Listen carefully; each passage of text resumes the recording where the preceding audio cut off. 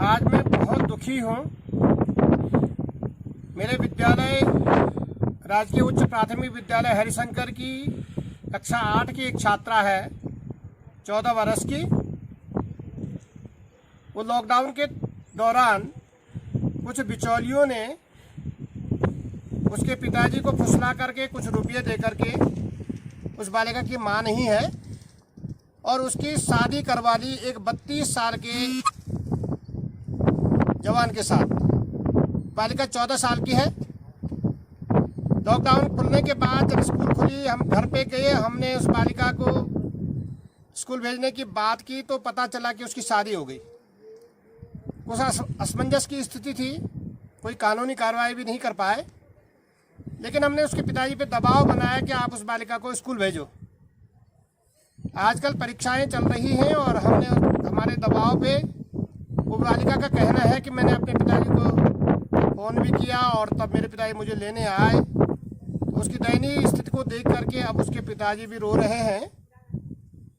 वो जो 32 साल का उसका दूल्हा बताया जा रहा है, वो शराब पी करके आता है, किसी फैक्ट्री में मजदूर है और उसकी पिटाई करता है।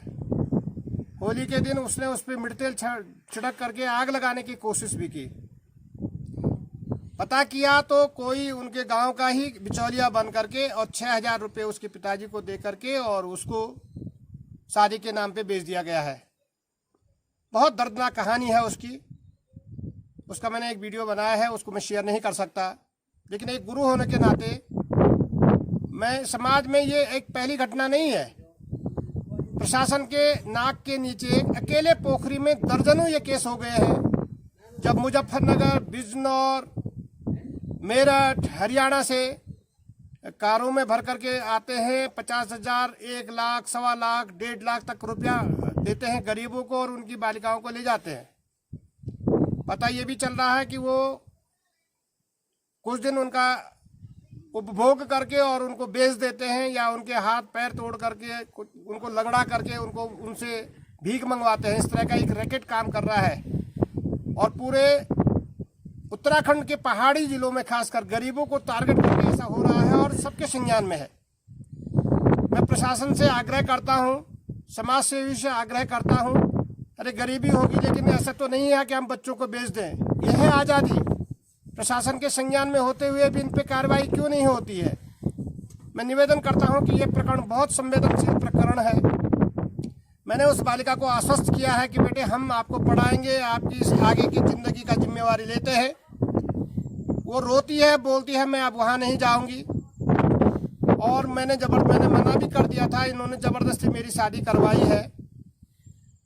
ये बहुत ही निंदनीय है। और जब मैंने पता किया, जानकारियाँ की, तो पूरे चमोली जनपद में बहुत व्यापक रूप से ऐसा हो रहा है, उत्तरकाशी में ऐसा हो रहा है।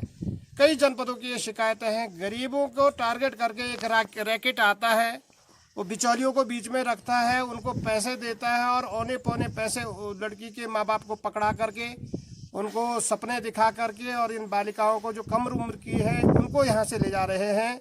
ये बहुत ही निंदनीय है। मैं जहाँ तक भी मेरी आवाज़ जा रही है, मैं सबसे निवेदन करूँगा कि इस मामले को, बहुत संवेदनशील मामले को, प्रशासन इस पे सजग हो। उस बालिका की उसको पूछा जाए, उसकी स्थिति को देखा जाए और इस रैकेट में जो लोग भी शामिल हैं उनको कड़ी से कड़ी सजा दी जाए ताकि ये दोबारा इस तरह की करने की हिम्मत न करे। मैं अध्यापक होने के नाते इन बच्चों का इस तरह का उत्पीड़न हो रहा है और इस तरह का इस उत्पीड़न को देख नहीं सकता हूँ। लेकिन उसकी तरफ से FIR कौन कराएगा? अगर मैं FIR कराता हूँ, मैं अगर मुद्दई बनता हूँ, तो कई बातें हैं, कोई हॉस्टाइल कर देगा, उसको पैसे वैसे दे करके वो अपने बयान बदल देगी। किसी तरीके से माँ बाप उल्टे अगर हम पे ही आरोप लगाने शुरू कर देंगे तो फिर कौन इसको जिम्मेवारी लेगा? ये प्रशासन की नैतिक जिम्मेवारी होनी चाहिए। समाज सेवी संस्थाएं जो इसको देखते हैं, बाल आयोग है, ये लोग इस जिम्मेवारी को लें। मैं एक गुरु के नाते, मैंने आज जब उसकी पीड़ा सुनी अपने विद्यालय में, मुझे आंसू आए। मैं क्या बताऊं कि मैं कितना उद्वेलित हूं। मैं निवेदन करता हूं सबसे कि बचाइए भाई, बचाइए। पहाड़ में अब रह ही कौन गया है? पलायन पे जिनके पास पैसे वो बाहर चले गए हैं। जो गरीब है उनको इस तरह से आप फुसला करके थोड़ा सा चंद रुपये उनके पास डाल करके उनके बच्चों को खरीद लेंगे। और ये पूरा व्यापक तरीके से कर कई केस पकड़े जा रहे हैं, लेकिन कोई एक्शन हो रहा है कि नहीं इसका कोई पता नहीं चल रहा है। इनको कड़ी से कड़ी सजा मिलनी चाहिए। ऐसी मैं सबसे अपील करता हूँ, सब लोग साथ आए। अगर वास्तव में मुझे ही FIR करानी पड़ेगी तो मैं करवा सकता हूँ, लेकिन आप लोगों का साथ चाहिए, समाज का साथ चाहिए। मैं सबसे निवेदन करता हूँ कि जरूर इस तरह के मामलों को, उनके जीने का हक है। गरीबी है तो इसका मतलब ये नहीं कि उनका जीने का अधिकार ही हम छीन लें। इन लोगों को जीने का अधिकार दिया जाए, ऐसी मैं सबसे अपील करता हूँ। स्वयंसेवी संस्थाओं से अपील करता हूँ। धन्यवाद।